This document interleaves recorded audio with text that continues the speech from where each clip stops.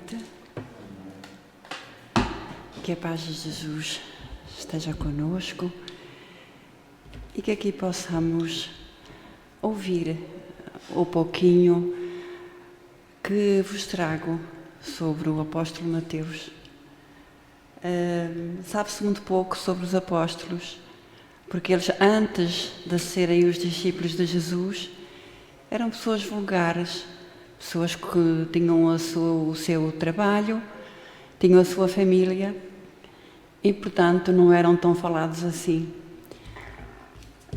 O que trago foi retirado, o muito pouco que trago, foi retirado do livro Boa Nova, de Chico Xavier, pelo Espírito Humberto de Campos, do livro Ave Luz, de João Nunes Maia, pelo Espírito Shaolin, e só um momento para eu confirmar, Sociedade de Estudos Espíritas Bezerra de Menezes. Encontrei muitas coisas mais, mas da qual não confiei muito, e então destes livros eu sinto-me à vontade para trazer estes pequeninos apontamentos retirados desses mesmos livros. Então, estamos a apresentar nestas últimas semanas o que nos é possível recolher sobre os 12 apóstolos de Jesus, discípulos enquanto recebiam dele os ensinamentos, apóstolos quando iniciaram a pregação. Hoje falaremos de Levi, mais conhecido por Mateus, que em hebraico significa dom de Deus, presente de Deus. São dele, de Mateus, as seguintes citações: se alguém vos bater na face direita, apresentai-lhe também a outra. No capítulo 5, 38 a 42. Dai a César o que é de César e a Deus o que é de Deus. Em 22, 15. Fazei aos homens, portanto aos outros, tudo o que gostarias que vos fizessem, pois esta é a lei e os profetas. Em 7, 12. Não julgueis para não serdes julgados, pois sereis julgados como houverdes julgado os outros. 7, 1 a 2. Todas estas citações e muitas mais encontram-se com a sua explicação, a sua plena explicação, no Evangelho segundo o Espiritismo. O Evangelho segundo o Espiritismo, aquele que mais nos preenche, ou pelo menos a mim, o que mais me preenche, nas explicações das parábolas de Jesus. Encaminhando-se Jesus para o centro de Cafarnaum, onde se erguia o governo de Antipas, entrou calmamente na coletaria e, avistando um funcionário culto, conhecido publicano da cidade, perguntou-lhe: que fazes tu, Levi? O interpelado fixou-o com surpresa, mas, seduzido pelo suave magnetismo do seu olhar, respondeu sem demora: recolho os impostos do povo, devido a Herodes. Queres vir comigo para recolheres os bens dos céus? Perguntou-lhe Jesus com doçura. Levi, que seria mais tarde o apóstolo Mateus, sem que pudesse definir as tantas emoções que lhe dominaram a alma, atendeu comovido: Senhor, estou pronto. Então vamos, disse Jesus, abraçando-o. Esta passagem está no livro Boa Nova. Conhecemos muito pouco sobre Mateus até se tornar discípulo de Jesus. Há fontes que dizem que era casado e tinha 4 filhos. Não sabemos ao certo. No mesmo livro Boa Nova, diz-me que ele era irmão de Tadeu e Tiago, filhos de Alfeu e de Cleófas, esta parente de Maria. Segundo o mesmo livro, eram nazarenos. Mateus era um homem meticuloso, um homem de letras e números, pois ele tinha que prestar contas aos romanos de todos os impostos. Eram chamados publicanos todos aqueles que eram cobradores de impostos. Mateus tinha muitas pretensões no mundo dos negócios. Como cobrador de impostos do Império Romano, tornara-se independente. No entanto, essa independência o tornara mais devedor do seu próprio povo, porquanto os romanos não tiravam do tributo arrecadado alguma quantia ou fração que correspondesse ao trabalho do seu funcionário. Quando se tratava de país estrangeiro, era aumentado o peso da arrecadação e o aumento seria do publicano. Daí o ódio que os seus patrícios manifestavam por ele, assim como por Zaqueu, também publicano. Seus trabalhos variam de cidade a cidade e a experiência levou a conhecer, junto aos romanos, portos famosos como Jope, Cesareia, Tiro e outras da mesma linha de movimentação.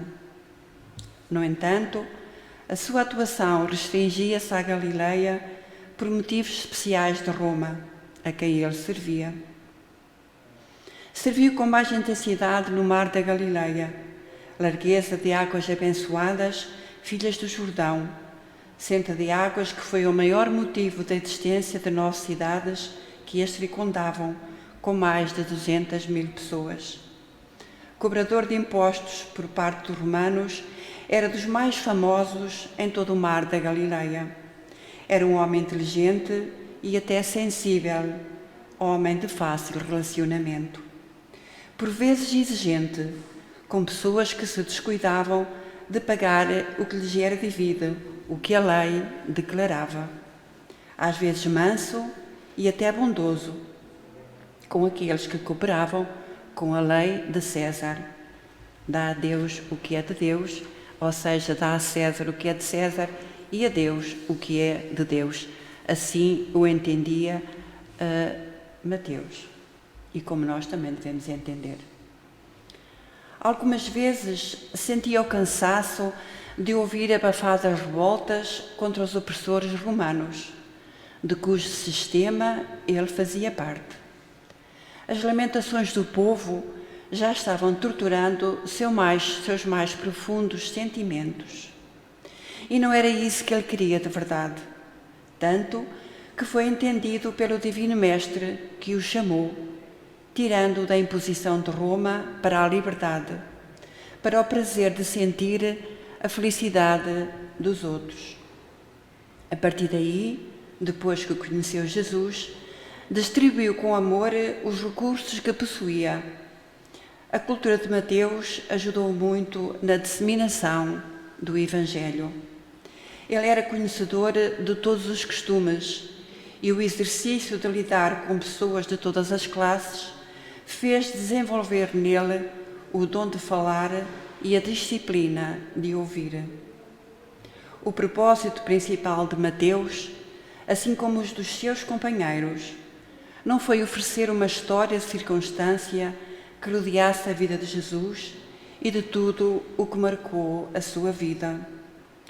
Tampouco se propuseram reproduzir ao pé da letra os seus ensinamentos e discursos. Há, consequentemente, muitos dados da vida de Jesus que nos são desconhecidos.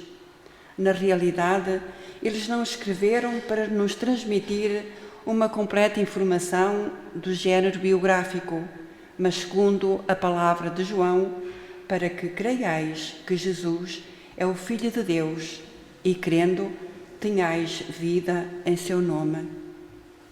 Portanto, os apóstolos, a sua intenção não era explicar exatamente o que Jesus disse e fazia, o que eles desejavam, o que eles ansiavam, e por vezes até em demasia.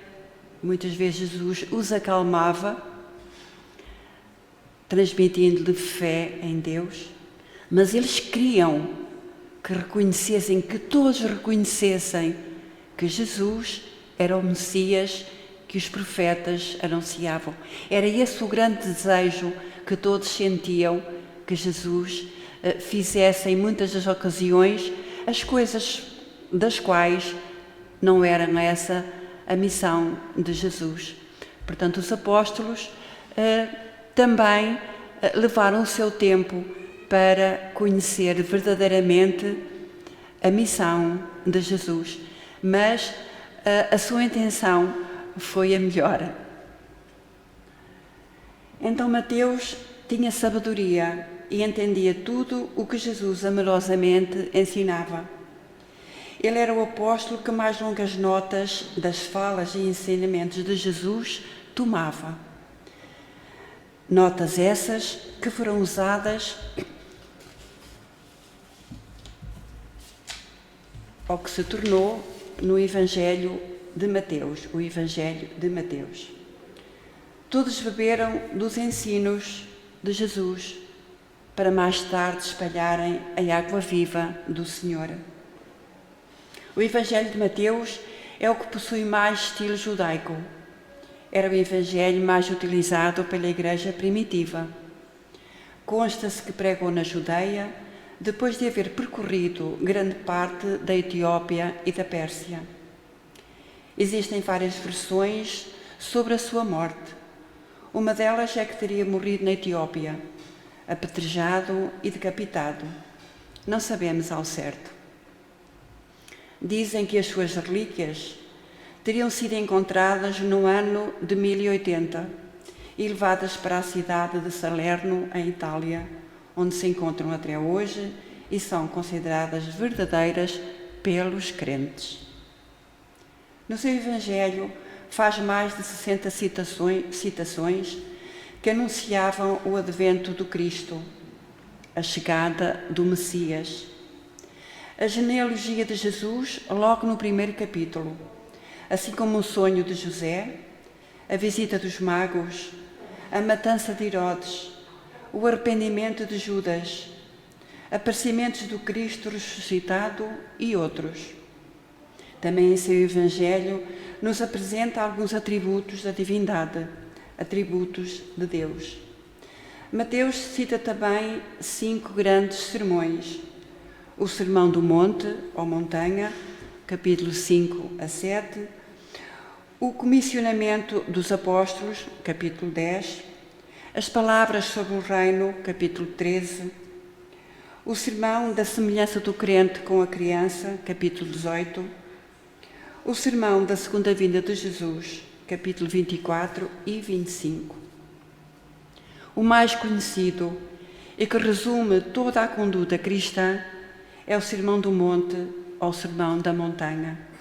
As bem-aventuranças que foram proferidas no monte perto de Tiberíades, a oeste do lago de Genezaré. Não só aos seus discípulos, como a enorme multidão vinda de Cafarnaum e de todas as partes da Judeia. No final das bem-aventuranças, Jesus exorta os seus discípulos a empregarem as qualidades que Deus lhe concedeu em benefício dos semelhantes, sem se deixarem corromper. Vós sois o sol da terra. Em Mateus 5,13. Vós sois a luz do mundo, em Mateus 5,14. E com as bem-aventuranças, terminamos o nosso pequeno e singelo trabalho, citando ainda palavras de Mahatma Gandhi, que nos diz: se toda a literatura espiritualista da humanidade se perdesse e só ficasse o Sermão da Montanha, nada estaria perdido. E é com as bem-aventuranças que terminamos este pequeno trabalho. Bem-aventurados os pobres de espírito, porque deles é o reino dos céus. Bem-aventurados os que choram, porque serão consolados. Bem-aventurados os mansos, porque herdarão a terra. Bem-aventurados os que têm fome e sede de justiça, porque eles serão fartos. Bem-aventurados os misericordiosos, porque encontrarão misericórdia. Bem-aventurados os puros de coração, porque verão a Deus. Bem-aventurados os pacificadores, porque serão chamados filhos de Deus. Bem-aventurados os que sofrem perseguição por amor à justiça, porque deles é o reino dos céus. É o resumo, é a síntese de todo o ensinamento do nosso Mestre Jesus. Que possamos um dia sermos capazes de fazermos parte destes a quem Jesus chamou bem-aventurados. Desejo muita paz para todos. Agradeço este pequenino momento em que me ouviram e que Jesus a todos abençoe. E muito obrigada.